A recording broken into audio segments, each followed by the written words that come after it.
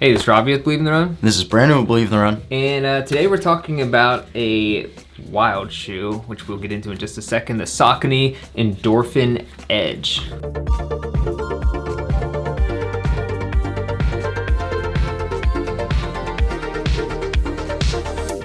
And Robbie, you are our expert trail runner, reviewer, aficionado, We'll put experts master. We'll put experts in quotes. Of all things. All those terms are going. You're like a trail. He's like a trail wizard, actually. Okay. Well, I do carry a walking stick sometimes.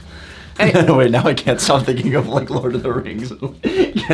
You shall not pass. Exactly. I say to everyone passing me in the later legs of an ultra, you shall not pass. Like, could you imagine if the characters from Lord of the Rings, they just had like a pair of trail shoes? I mean, it would help. That would have helped. Like Frodo Baggins would not have been walking barefoot. It would help. It would help them climb Mordor. That's for sure. Yeah. Anyways, so let's get into the review. Before we do that, make sure you subscribe to this channel and like this video because it's gonna be good. All right. So Saucony Endorphin Edge, Brandon. I gotta say, this is a shoe that I've been anticipating for some time. Okay.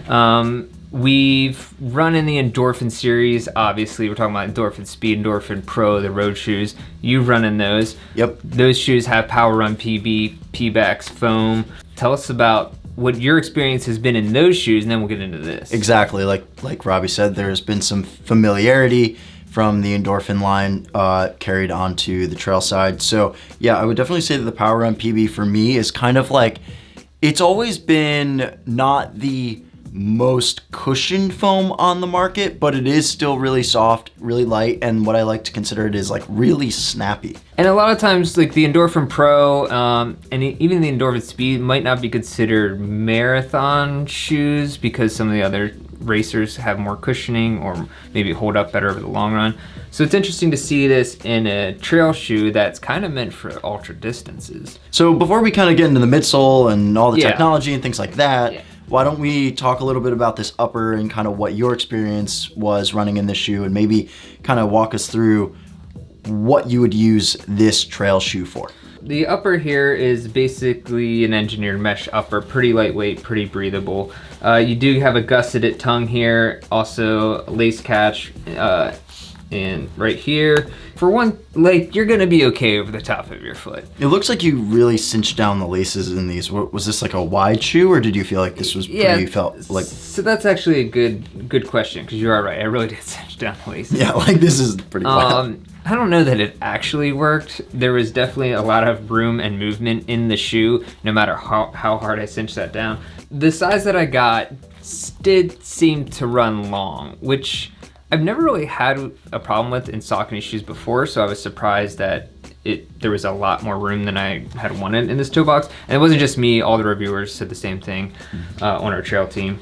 So that was an issue, but I was like, I can make it work. I'll just like cinch it down a lot. And I don't know that it actually worked. There was definitely a lot of room and movement in the shoe, no matter how hard I cinched that down. I took this out, it was a pretty warm day out, and it was a breathable upper, you know, no issues with warmth or anything there. The toe has a like reinforced toe bumper here for some protection against rocks and whatnot. But we can move on to the midsole, I guess. All right, let's do it. So we're talking again about that Power Run PB. How did that feel out on the trails? Did it keep you stable? Were you able to pick up the pace? As you know, how do most super foams feel? Pretty soft, generally. Pretty soft. So when you have a high stack of that, it's gonna on uneven terrain. And you throw in a little bit of Robbie in that mix. Okay, yeah. Then we might have some ankle issues. Yeah, if you don't know, if you're new here, I have, I guess you could say chronic ankle issues. This stack height of Power Run PB is 36 in the heel and 30 in the forefoot 6mm drop, and it's a lot of foam. So now I should throw in there that they have a Carbitex AFX plate in here, which Carbitex AFX is a plate that bends in, basically it's flexible in one direction, so which is this direction, and then stiff in this direction. The idea being that when you're landing on your foot and going forward, it flexes with the natural motion of your foot. And when you're, say, it's just flat. It doesn't flex in the other way, so you're getting some protection underfoot. It's almost like a rock plate in a way. So like say you're going up hills and you're, you know, doing this, it flexes with your foot, so whereas most carbon plates would just kind of be stiff and then you would get a lot of heel lift coming up. Yeah. And that's something we've actually seen in other trail shoes like the Speedland, yeah, for example. In fact, Speedland, HSV, and PDX have the same exact AFX plate. And we consider them one of the more impressive shoes in terms of tooling from all of last year. So you could expect that a Carbitex plate in any sort of shoe, these guys are basically going all in. For sure. And that's also, I mean, that's going to bump the price up as we'll see. This is the closest thing to a road racing shoe in trail that we've seen yet. In fact, I would say this is almost equal to a road racing shoe on trail. And that is something that we have not seen, that a lot of companies have tried, where we've seen carbon plates in trail shoes, whether the Speedland, whether the North Face Vective, and it's never worked. It works in this. It feels like a road racing shoe, like a super shoe on the trails. When you have a 36 millimeter stack height in the heel and a 30 in the forefoot, and Robbie's ankles, and my ankles, or any ankles, because this is all of our reviewers had the same issue.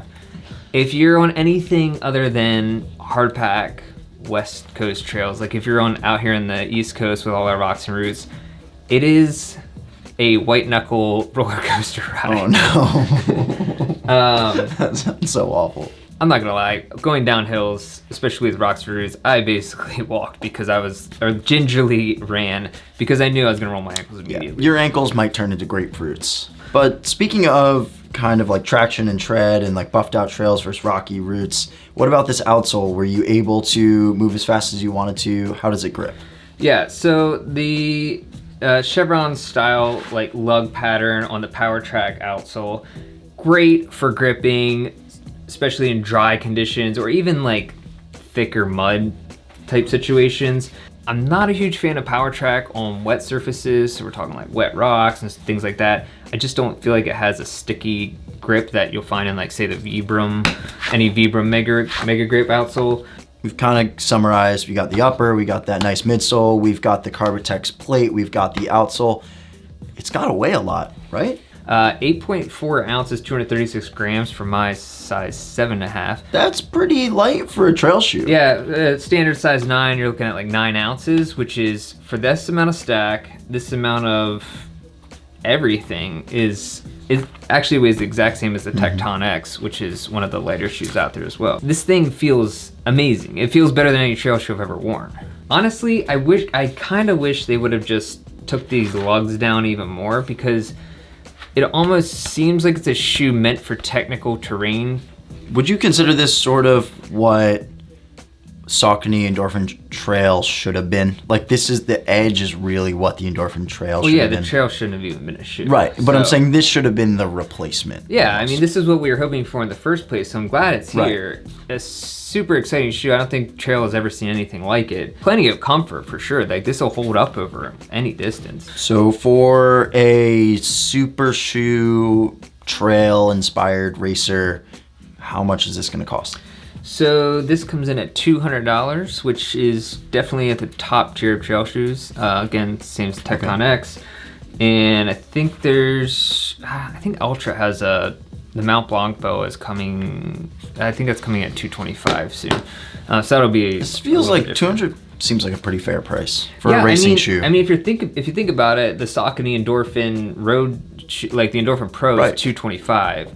And it's basically the exact same thing you're getting in here. I mean, Robbie, you've been giving it pretty high praise, pretty high remarks. Like, what light are you gonna give this? I'm giving this a green light, for sure. It's getting the green light. I gotta give it a green light because, like I said, it's something I've never felt in a trail shoe before, and it's exciting. It's the first time anyone has done a true trail racer, I feel like, that competes with the road racing segment.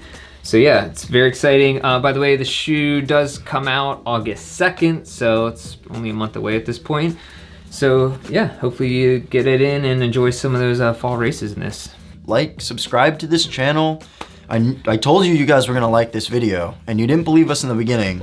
So But I mean, how good you was it? still have time to subscribe right now. Yeah, how good was that? Oh, dude, it was so good. Uh, You were so good up there. Hit us up on Strava. Make sure to follow The Drop. We have our Drop podcast that is every Friday, and then we have a bi-weekly podcast with Megan and Megan Featherston where they talk about nutrition and all things running in that capacity. So definitely check that out. That is every Tuesday, I believe. Yeah. Every other Tuesday, rather. But yeah, we don't know our days. Yeah. Yeah. Anyways, links are in the description. Thanks for watching, and we'll see you next time. All right.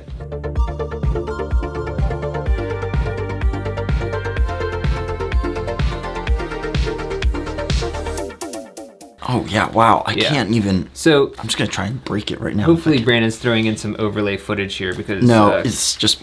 I'm just going to try or and you're just break doing it. that. Okay. Well, we'll see.